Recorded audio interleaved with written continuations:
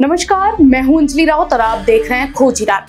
हर इंसान का सपना होता है कि उसका भी एक आशियाना हो।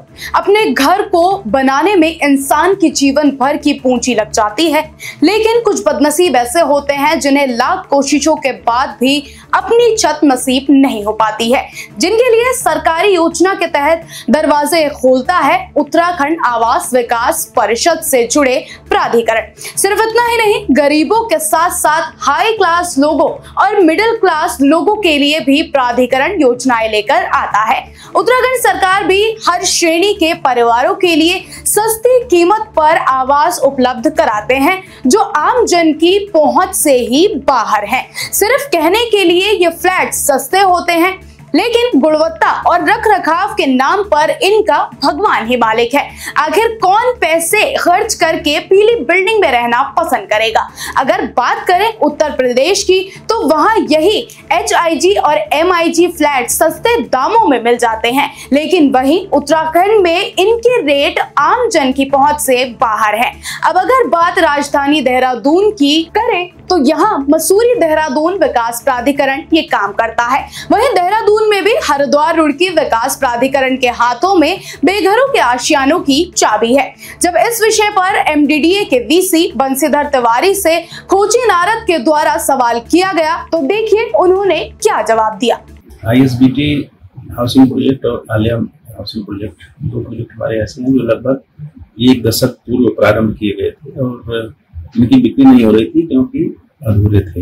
इसको आने के बाद हम लोगों ने उसको पूरा कराया और पूरा कराने के साथ ही रेरा में रजिस्ट्रेशन और उसकी बिक्री शुरू की और इसका काफी अच्छा रिस्पांस आया। जो लगभग 300 फ्लैट ISBT में थे, आज की तारीख में 80 के लगभग बचे हैं और आलियाम परियोजना को भी शुरू करके रेरा में रजिस्ट्रेशन कराने के बाद लगभग 100 फ्लैट अब तक हम लोग बिक्री कर चुके हैं। तो चलिए पहले आपको देहरादून में बनाई गई इन इमारतों के बारे में ये आंकड़े बता देते हैं। बंसीधर तिवारी ने अपना कार्यभार 1 सितंबर 2022 में संभाला था और अब उन्हें लगभग 2.5 साल हो चुके हैं। ISBT प्रोजेक्ट के पिछले साल 115 फ्लैट्स खाली थे और फिलहाल भी 80 फ्लैट्स खाली है। क्या साल भर में प्राधिकरण सिर्फ 35 ही फ्लैट्स बेचने में सफल हुआ? देहरादून में पहला मेगा प्रोजेक्ट ISBT पर स्थित है, जहां विशाल इमारतें बनाई गई हैं, जिनमें EWS के 224 फ्लैट्स बने हैं, जो प्रधानमंत्री आवास योजना में शामिल है, जिनमें से कई फ्लैट्स खाली पड़े हैं। वहीं 388 HIG फ्लैट्स बने हैं, जिनमें फिलहाल 80 खाली है। वहीं 132 MIG के फ्लैट्स बने हैं, जिनमें से 17 खाली हैं और LIG के 144 फ्लैट्स में से 87 खाली पड़े हुए हैं, जिसका कोई खरीदार प्राधिकरण को नहीं मिल रहा है। और जिन लोगों ने ये फ्लैट्स लिए हैं, उनमें से आधे बेच के जा चुके हैं और जो रह रहे हैं वो गुणवत्ता और सुविधाओं को देखते हुए बेचकर निकलना चाहते हैं। अब बात दूसरे प्रोजेक्ट की करें, तो धौलास एक बड़ा प्रोजेक्ट है। यहाँ पर भी EWS के 240 फ्लैट्स बनाए गए हैं, जिनमें लॉटरी तो पूरी हो गई है, लेकिन एक भी फ्लैट अभी भरा नहीं है। और MIG के 168 फ्लैट्स बनाए गए हैं, जो पूर्ण रूप से खाली है, जबकि उनकी बिक्री का विज्ञापन प्राधिकरण कई वर्षों से चला रहा है, लेकिन खराब गुणवत्ता और सुविधाओं के कारण वो भी नहीं बिक पा रहे हैं। अब बात करें आमवाला तरला यानी आलियाम परियोजना की, जहां प्रधानमंत्री आवास योजना के अंतर्गत 240 फ्लैट्स हैं और HIG के 112 फ्लैट्स हैं, जिनमें से 26 खाली हैं। MIG के 112 फ्लैट्स हैं, जिनमें से 107 खाली हैं। मतलब मात्र 5 ही फ्लैट्स बिक पाए हैं, जो दिखाता है कि प्राधिकरण की मार्केटिंग टीम कितनी जबरदस्त कार्य कर रही है और अधिकारियों की इन पर कितनी पैनी नजर है। वहीं LIG के 80 हैं, जिनमें से 65 फ्लैट्स खाली हैं।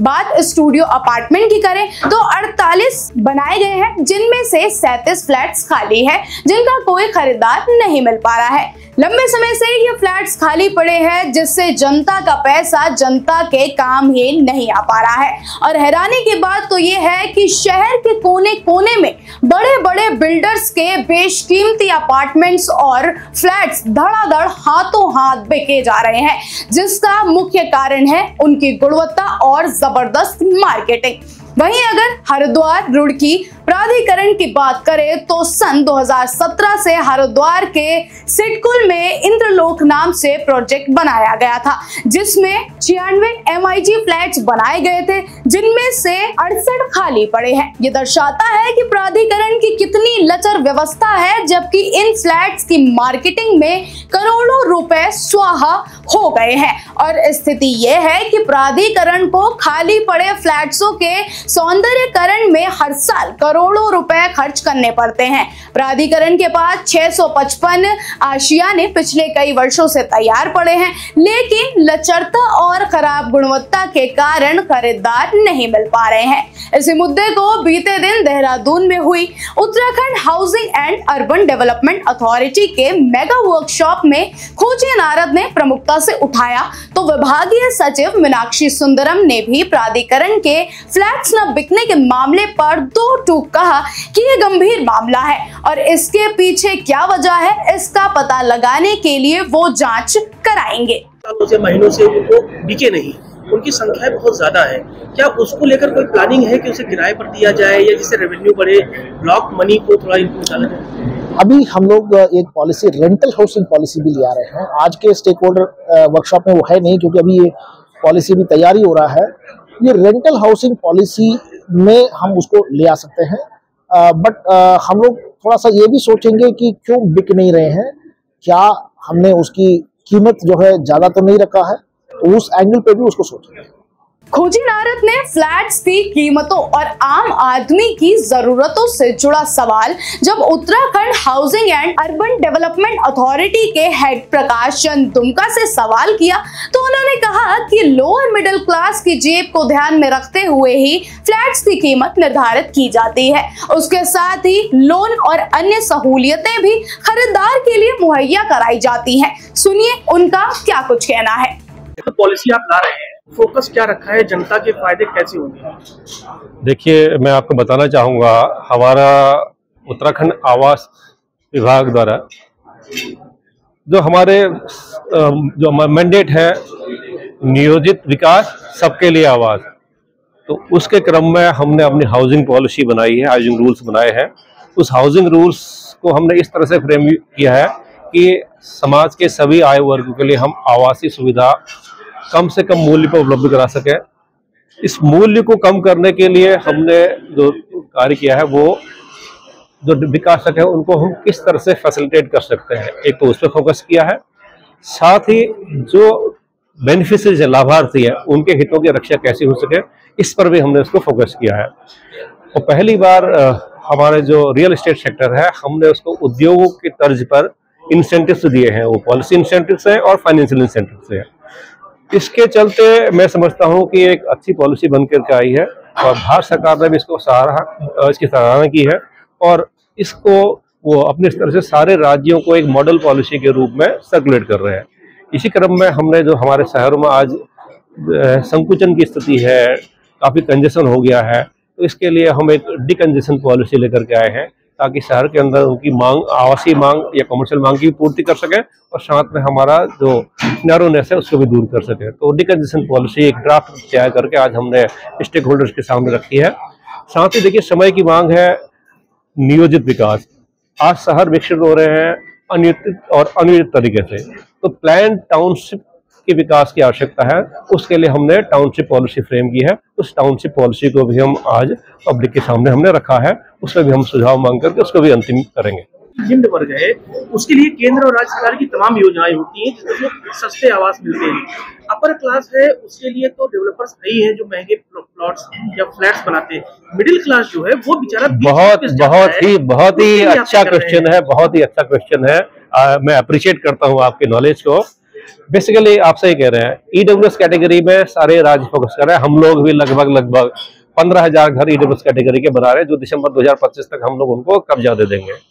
और जो डेवलपर्स हैं वो मिडिल इनकम ग्रुप या हायर इनकम ग्रुप के लिए ऑलरेडी आवास बना रहे हैं, पर्याप्त सप्लाई मार्केट में है।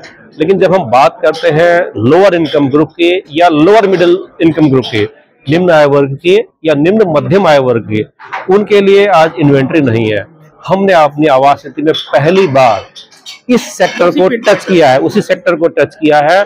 हमने निम्न आय वर्ग और निम्न मध्य आय वर्ग के लोगों के लिए पॉलिसी में विशेष प्राविधान किए हैं, इंसेंटिव्स रखे हैं, ताकि इस आय वर्ग के लोगों को आवास मिल सके। क्योंकि मुझे ऐसा लगता है अधिकतम मांग इसी सेक्टर में लोगों की है, जो लगभग 10 लाख से लेकर के 25 लाख तक का घर जिनको चाहिए होता है, ऐसे आय वर्ग के लोगों के हमने विशेष प्राविधान इस पॉलिसी में किए। अब सवाल ये उठता है कि जब शहर की प्राइम लोकेशन पर बने ये फ्लैट्स लंबे समय से खाली पड़े हैं और इनका रखरखाव और मेंटेनेंस नहीं हो पा रहा है, तो इनकी गुणवत्ता और बनावट पर भी बुरा असर पड़ रहा है, जो आप इन तस्वीरों में साफ देख सकते हैं। ऐसे में मुख्यमंत्री पुष्कर सिंह धामी का वो सपना जिसमें वो हर गरीब को अपना घर देने की बात कहते हैं, उस पर कहीं ना कहीं सवाल भी खड़े होते हैं कि फ्लैट्स बने हैं, उपलब्ध भी हैं, लेकिन खरीदार नदारद हैं। तो ये थी हमारी आज की खास रिपोर्ट। ऐसी ही खबरों के लिए बने रहिए हमारे साथ और देखते रहिए खोजी नारद।